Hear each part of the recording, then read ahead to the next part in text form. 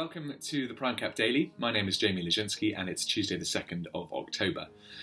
We won't really be talking to our clients about data today. Mortgages and house prices haven't really animated our telephone lines over the past day or so.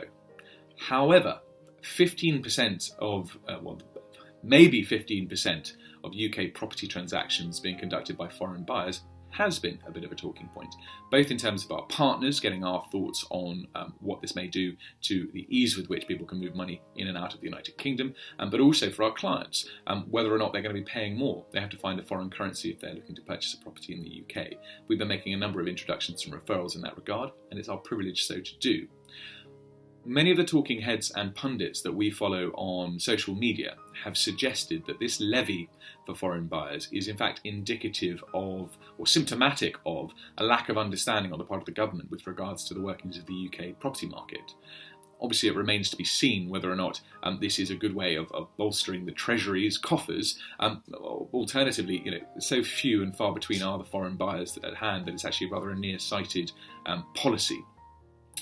What has stolen conversation, though, is who will be leading the government after Brexit. So there's still chatter around with regards to Mrs May's future. We've had Mr Hammond squaring off against Mr Johnson. We will undoubtedly hear from Mr Hunt and indeed probably Mr Gove with regards to changes at the top post-March 2019.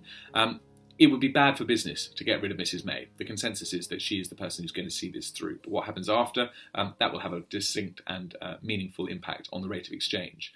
Also, we've been hearing about the likelihood or potential for a Canada Plus type scenario. It's been bandied around at the Tory conference, and it no doubt will continue to be a topic of discussion for the coming few days. Light on specific economic data. So the United States has got a fair bit of periphery information. We may see a move gained slightly by the US dollar against the euro particularly, but sterling is holding relatively strong at around the 112 to 112.50 mark.